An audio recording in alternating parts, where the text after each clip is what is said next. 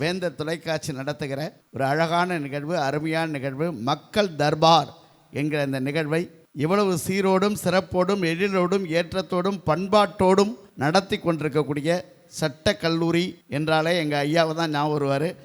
பேராசிரியர் பெருந்தகை சுரேஷ் ஐயா அவர்களுக்கு ஒரு பெரிய கைத்தட்டை கொடுத்து நீங்கள் பாராட்டலாம். நிகழ்வுகளை எல்லாம் வடிவமைத்து மிக சிறப்பாக நடத்தி கொண்டிருக்கக்கூடிய இயக்குனர் நம்முடைய அன்பு சகோதரர் பாண்டிச்சேரி வினோத் அவர்களுக்கு ஒரு பெரிய கைத்தட்டை கொடுக்கலாம். வாழ்க்கையில் மிக முக்கியமான விஷயம் தேர்தல் இல்லைங்களா? தேர்தல் திருவிழா, அது நீங்கள் எந்த கட்சியாக வேணாலும் இருங்க, அதெல்லாம் நமக்கு பிரச்சனை இல்லை. வாழ்க்கை ஒரே ஒரு விஷயம், நல்ல மனிதர்களுக்கு ஓட்டு போடுவது வாழ்க்கையில் மிக முக்கியமான விஷயம். அதனால் ஆள்றவன் அயோக்கியனாக இருந்தால் ஓட்டு போடுறவன் முட்டாள்னு சொன்னார் தந்தை பெரியார். வெள்ளை ஏகாதிபத்தியம் நிறைந்த விளையாட்டு கேரம் போர்டு. ஆனால் அந்த கேரம் போர்டினுடைய சாம்பியன்ஸ் இன்றைக்கி நம்ம ஊரில் காசிமா என்கிற பெண்ணும் கீர்த்தா என்கிற பெண்ணும் தான் இன்றைக்கி உலக சாம்பியனே நம்ம ஊர் தான். ஒரு கேரம் போர்டில் கூட வாழ்க்கையின் அரசியல் இருக்குது. அதனால் அரசியல் இல்லாத துறையே கிடையாது. பாரதி கல்லூரி இந்த இடத்தை கொடுத்து வேந்தர் தொலைக்காட்சியிலிருந்து இந்த நிகழ்ச்சி நடத்துவதற்காக அனைத்து உதவிகளையும் செய்து தந்த இந்த நிர்வாகத்திற்கு நன்றி. டீம் ஹாஸ்பிட்டல்ஸ் டாக்டர் சலீமன் இங்கே வந்திருக்காங்க. எங்களுடைய ரைட்ஸ் இன்டர்நேஷனல் குரூப் இந்த நிகழ்ச்சியை இங்கே ஏற்பாடு செய்திருக்கிறார்கள்.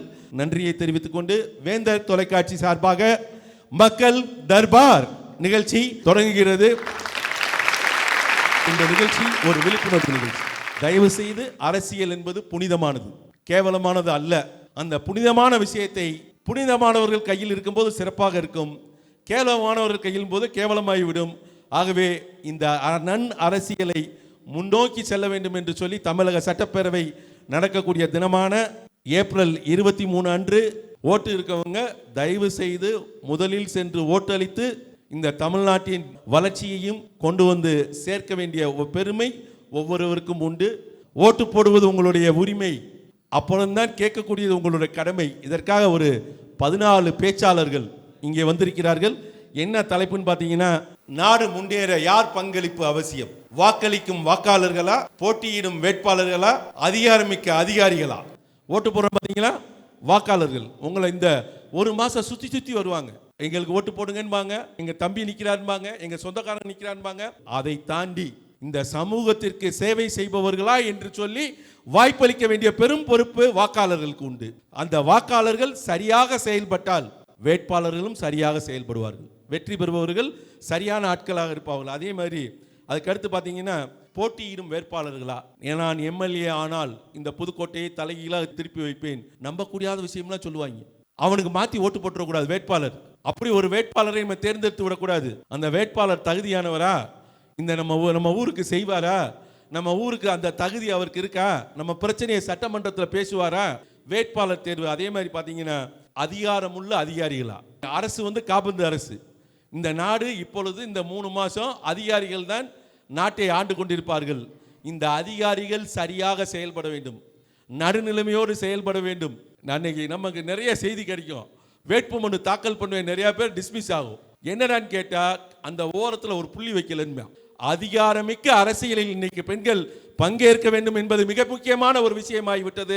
தயவு செய்து நீங்கள் ஒவ்வொருவரும் அரசியலை செயல்பட விட்டாலும் உற்று நோக்குங்கள், சரியான நபருக்கு வாய்ப்பு கொடுங்கள், இதை உங்கள் பகுதியில் பிரச்சாரமாக செய்யுங்கள். பல புதிய வேட்பாளர்கள் சட்டமன்றத்திற்கு போவார்கள், புதிய சிந்தனை உள்ளவர்கள் சட்டமன்றத்திற்கு போவார்கள், புதிய செயல்பாடோடு சட்டமன்றத்திற்கு போவார்கள்.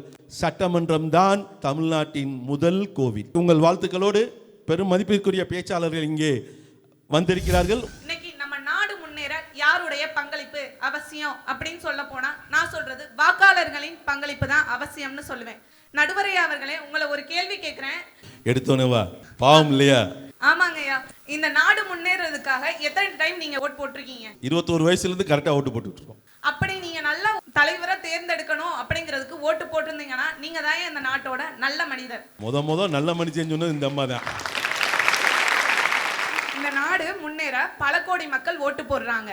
ஆனா அதுல 100% மக்கள்ல 60% மக்கள் மட்டுமே ஓட்டு போடுறாங்க. மீதி 40% மக்கள் எங்க? அந்த 40% மக்கள் நம்ம ஒரு ஓட்டுனால என்ன ஆக போகுதுங்கிற அலட்சியம். இந்த நாட்டுல 100% வாக்குகள் என்னைக்குமே நம்மளுக்கு எண்ணப்படல. அந்த 100% வாக்குகள் எண்ணப்பட்டால் மட்டுமே ஒரு நல்ல தலைவரை நம்மால் தேர்ந்தெடுக்க முடியும். அந்த 100% வாக்குகள் எண்ணப்படாம 60% வாக்குகளை வச்சு மட்டுமே ஒரு தலைவரை தேர்ந்தெடுக்கிறாங்க. அப்படி தேர்ந்தெடுத்தா என்னங்கய்யா நியாயம் இந்த நாட்டுல? நியாயம் இல்லைதான் சொல்லுங்க. ஓட்டு போடாத நம்மளை விட்டுட்டு என்னைய போட்டு ஓட்டு போட்ட என்னைய கேட்டீங்கன்னா நியாயமான்னு ஓட்டு போட்டேன் நான். பல கோடி மக்கள் இந்த உலகத்துல ஓட்டு போடாம இருக்காங்க. அவங்க ஓட்டை போட்டாங்கன்னா இந்த நாட்டுல ஒரு நல்ல ஜனநாயகத்தை நம்மால் கொண்டு வர முடியும். இப்ப நம்ம இப்ப முதல் வாக்காளர்களா இப்ப நான் ஓட்டு போட போறேன் அப்படின்னா இன்னைக்கு நிறைய ஊடகங்கள் பெருகிருச்சு, நிறைய நியூஸஸ் வந்துருச்சு. அந்த நியூஸஸை பார்த்து அறிஞ்சு ஒரு நல்ல தலைவரை தேர்ந்தெடுக்கிறதுக்காக ஓட்டு போடுவேன். அதே மாதிரி என்னுடைய சகோதர சகோதரிகள் அனைவருமே அதே மாதிரி ஓட்டு போடணும் என்று சொல்லி என் உரையை நிறைவு செய்கிறேன். நன்றி, வணக்கம். நாடு முன்னேற யாரின் பங்களிப்பு அவசியம்? ஐயா, வாக்காளரோட பங்களிப்பும் அவசியம், அதிகாரிகளோட பங்களிப்பும் அவசியம் தான். ஆனா அதுக்கு எல்லாத்துக்கும் டைரக்ஷன் கொடுக்குற வேட்பாளர் இல்லாம எப்படிங்க ஐயா? சட்டத்திட்டத்தை இயற்றணும்னா நமக்கு வேட்பாளர் வேணும், நலத்திட்டங்கள் வேணும்னா வேட்பாளர் வேணும். ஆனா நம்ம மக்கள் என்ன தெரியுமா பண்ணுவாங்க? சாதாரண மக்கள் எவ்வளவு பெரிய தப்பு பண்ணட்டும் யாருமே அதை பெருசா கண்டுக்க மாட்டாங்க. ஏன், அரசு அதிகாரிகள் தப்பு பண்ணா கூட நம்ம மீடியால 2 நிமிஷம் செய்தியா தான் வரும். ஆனா இப்ப சமீபமா 2 நண்பர்கள் ஒரே கலர் ட்ரெஸ் போட்டுட்டு ஒரு ஃபங்க்ஷனுக்கு போயிட்டாங்க. அதோட உண்மை பின்னணி என்ன அப்படிங்கறத கூட நம்ம மக்கள் யோசிக்கல. அதை எல்லா நியூஸ் சேனல்ல இருந்து மீடியால இருந்து ஒரு நாள் ஃபுல்லா போட்டு ட்ரோல் பண்ணாங்க. சோஷியல் மீடியால இப்ப வரைக்கும் அதுதான் ட்ரெண்டிங்ல இருக்கு. மக்கள் அதுக்கு எவ்வளவு விமர்சனம் கொடுக்க முடியுமோ ஆபீஸ்க்கு லீவ் போட்டுட்டு விமர்சனம் கொடுக்குறாங்க. ஆனா மக்களுக்கு நலத்திட்டம் பண்ணணும் அப்படின்னு தான் அந்த வேட்பாளர்லாம் அரசியலுக்கு வர்றாங்க. ஆனா நம்ம என்ன பண்றோம்? அவர் ஒரு புதுசா ஒரு கார் வாங்கிடக்கூடாது, புதுசா ஒரு ட்ரெஸ் போட்டா கூட மக்கள்கிட்ட இருந்து அடிச்ச பணத்துல இருந்து தான் வாங்குறாரு. ஏன் அவர் சொந்த காசுல வாங்கியிருக்க கூடாதாங்க ஐயா? ரொம்ப முக்கியமான விஷயம், அந்த உண்மைத்தன்மையை கொஞ்சம் சொன்னா நல்லா இருக்கும். பேரிடர் காலத்துல யார் களத்துல நிக்கிறது? கொரோனா பெருந்தொற்று வந்துச்சு, உலகமே அச்சத்துல தான் இருந்துச்சு. வாக்களிச்ச வாக்காளர்கள்லாம் அவங்களுக்கு தேவையான சாப்பாடு எது வேணுமோ அரிசியில இருந்து பருப்புல இருந்து மூட்டை மூட்டையா வாங்கி கொண்டு போய் வீட்டுல வச்சு பத்திரமா இருந்துட்டாங்க. அரசு அதிகாரிகளோட அலுவலகங்கள்லாம் பூட்டி தான் இருந்துச்சு. எல்லாருமே ஒர்க் ஃப்ரம் ஹோம் தான் பண்ணாங்க.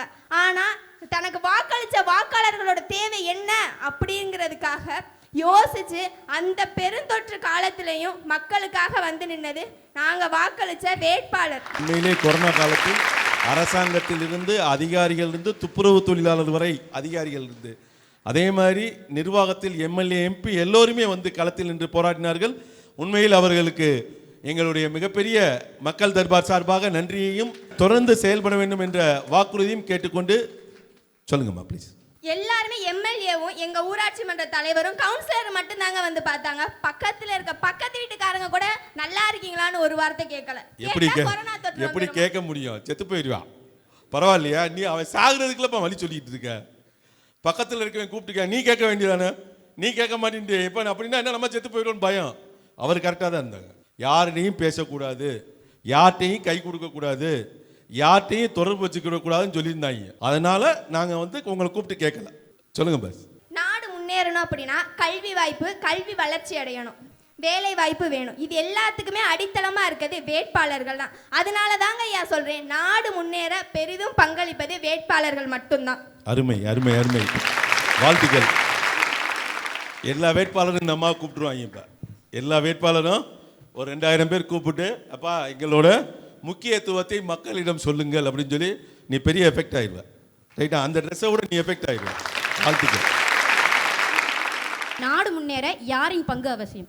வாக்காளரா, வேட்பாளரா, அதிகாரிகளா? ஐயா, அதிகாரி தான். வானத்துல தொங்குதான் வவ்வாலு, அது எட்டி பார்த்தானா கோபாலு. அந்த வானத்துல தொங்குற வவ்வாலுக்கு தான் என் தலையில பக்கத்து எவ்வளவு சிரமம் தெரியும், எட்டி பார்க்குற கோபாலுக்கு தெரியாது. அதே மாதிரி தான் அதிகாரிங்க.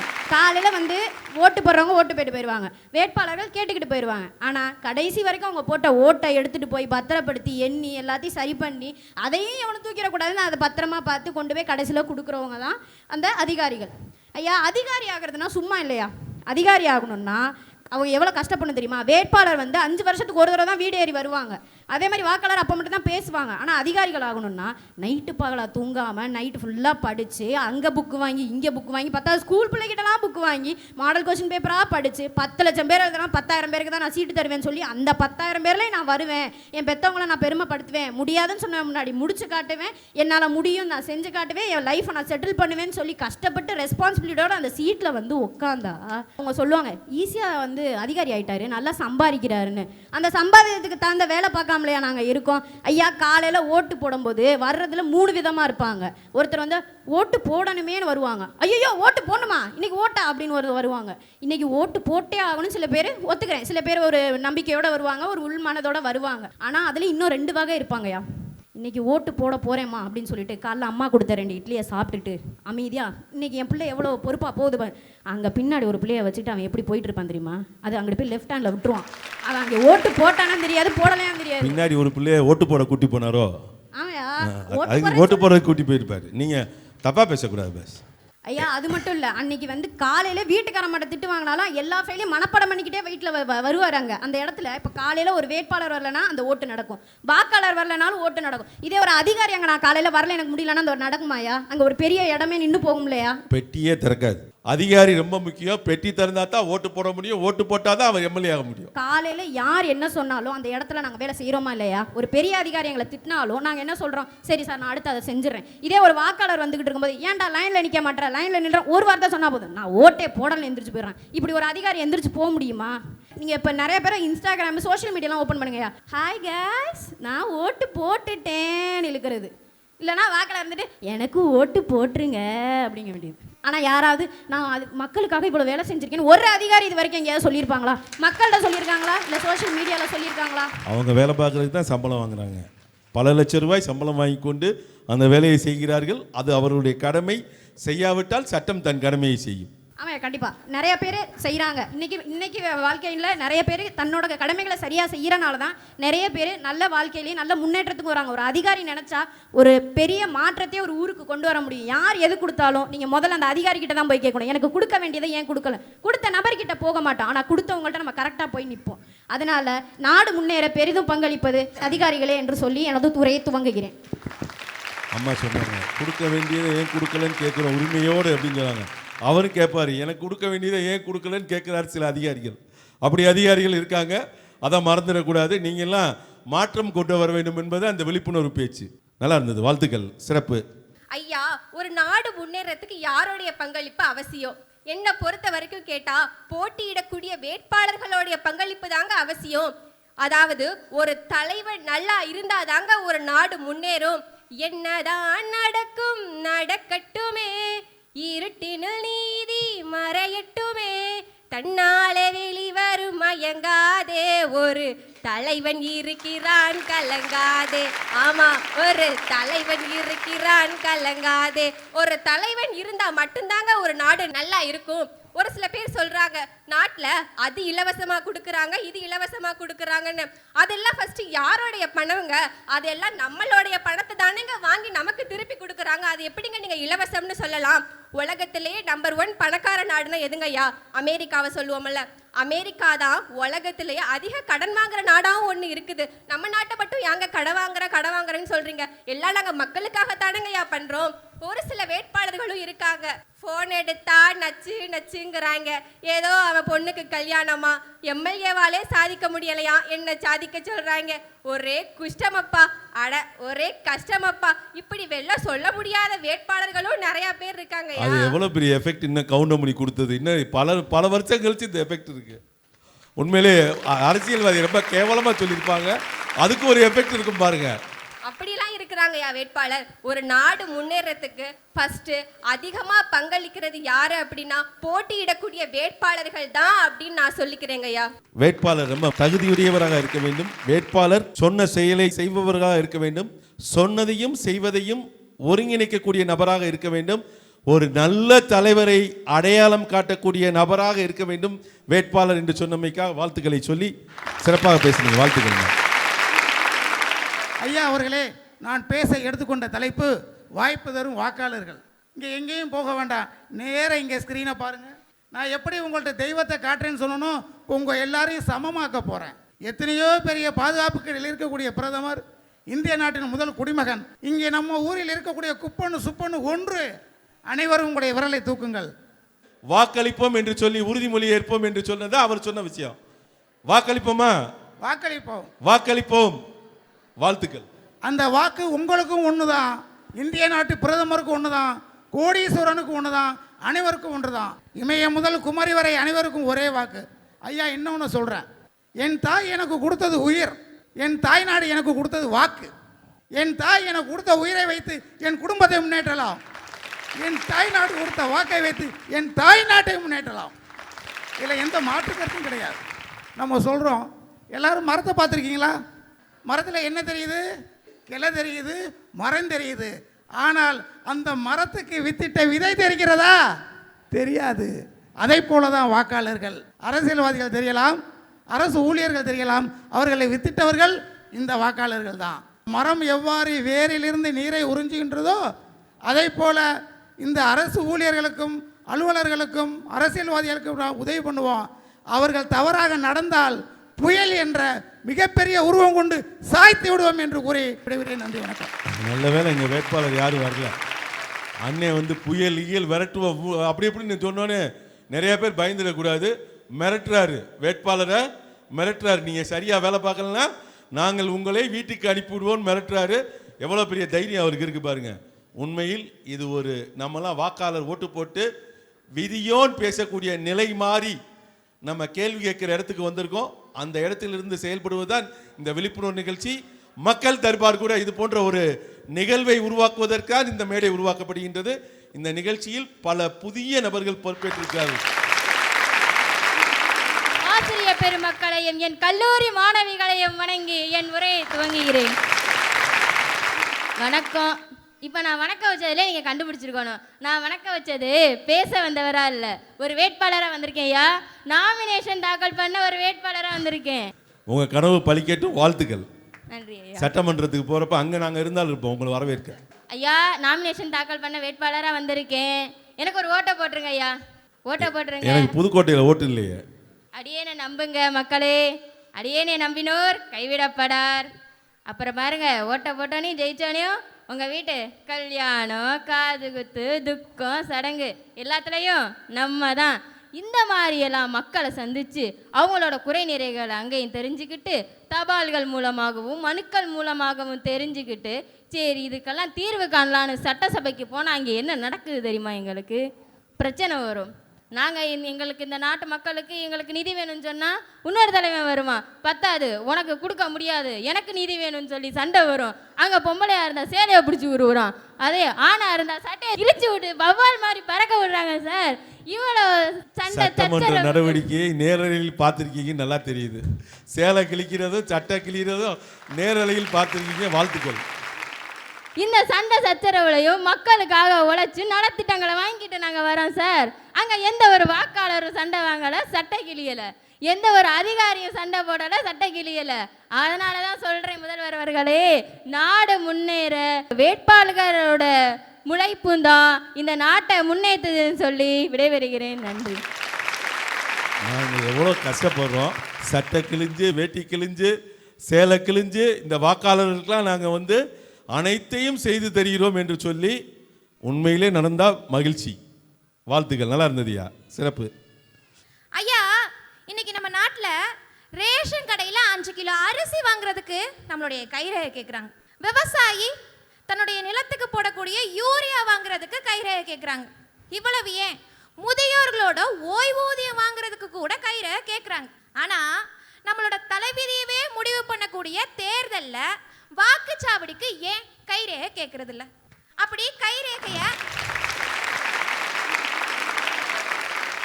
நீங்கள் சும்மா போய் ஓட்டு போட முடியும்னு நினைக்கிறீங்க? 12 லிஸ்ட்டு கொடுத்துருக்கான். அந்த 12ல் நீங்கள் இருந்தீங்கன்னா தான் உள்ளே போக முடியும், இல்லைன்னா உள்ளே போக முடியாது நீங்கள். அதனால் அடையாள அட்டை கட்டாயம் உண்டு. தேர்தல் அடையாள அட்டை கொடுத்துருக்கின்றது, அதை மறந்துட வேணாம். அதை இந்த தொடர்ந்து சரி. அப்படி கட்டாயமாக்குனா இந்த நாட்டில் ஒரு போலி ஓட்டாவது போட முடியுமா? இப்படி ஒரு புதிய மாற்றத்தை கொண்டு வரலாம்ல அப்படின்னு ஒருத்தர் கேட்குறார். சரிதான், போட முடியாது தான். ஆனால் யார் மாற்றத்தை கொண்டு வர்றது? வேணா வாய்ப்பளிக்கக்கூடிய வாக்காளர்களை அந்த மாற்றத்தை கொண்டு வர சொல்லுவோமா? இல்லை போட்டி போடக்கூடிய வேட்பாளர்களை வேணா அந்த மாற்றத்தை கொண்டு வர சொல்ல முடியுமா? முடியுமா அவங்களால? அதிகாரம் வேணும். எப்படி அதிகாரம் வேணுங்க ஐயா? எந்த ஒரு மாற்றத்தை கொண்டு வர்றதா இருந்தாலும் அதுக்கு அதிகாரியோட கையெழுத்து வேணும். அது இருந்தாதான் அந்த மாற்றம் செல்லும். ஐயா, மாற்றம் ஒன்றே மாறாதது, இதை நீங்க ஏத்துக்கிறீங்களா? கட்டாயம் ஏத்துக்கிட்டே ஆகணும். மாற்றம் ஒன்றே மாறாததுங்கிறத நீங்க எந்த அளவுக்கு ஏத்துக்கிறீங்களோ அந்த அளவுக்கு மாற்றத்தை உருவாக்குற ஆற்றலும் அதிகாரமும் அதிகாரிங்க கிட்ட தான் இருக்குதுங்கிறதையும் நீங்க ஏத்துக்கிட்டு தான் ஆகணும். சட்டத்தை நிறைவேற்ற வேண்டியது சட்டமன்றமும் பாராளுமன்றமும். அந்த சட்டத்தை நிறைவு செய்ய வேண்டியது அதிகாரிகளின் கையில் இருக்கின்றது. ஆகவே அதிகாரத்தை உருவாக்குவது சட்டமன்றமும் பாராளுமன்றமும் வேட்பாளர்கள் மட்டுமே செயல்படுத்த முடியும். அந்த வேட்பாளர்கள் உறுதியாக்கக்கூடிய சட்டத்தை செயல்படுத்துவது அதிகாரிகள் கடமையாக இருக்கின்றது. அதனால தாங்க ஐயா இந்த நாடு முன்னேற அதிகாரக்கூடிய அதிகாரிகளோட பங்களிப்பு தான் அவசியம்னு சொல்லி என்னுடைய பேச்சை தொடங்க வந்திருக்கேன். அதிகாரிக்கு ஆதரவு ஆரம்பிச்சிருக்காங்க. வாழ்த்துக்கள். மக்கள் தர்பார், விதி மாற்றும் தர்பார், ஒளியேற்றும் தர்பார், தர்பார் தர்பார். மக்கள் தர்பார், விதி மாற்றும் தர்பார், ஒளியேற்றும் தர்பார், தர்பார் தர்பார். 8 திசைகளில் எங்கும் உன் ஆற்றல் வெளிப்பட வேண்டும். நீ வாழ்வில் வென்றிட வேண்டும். படையாய் எழுவாய். ஏழை எளியவர்க்கெல்லாம் ஒரு நியாயம் கிடைத்திட வேண்டும். பொது உன்னால் நடந்திட வேண்டும். துணிவாய் வருவாய். மக்கள் தர்பார், விதி மாற்றும்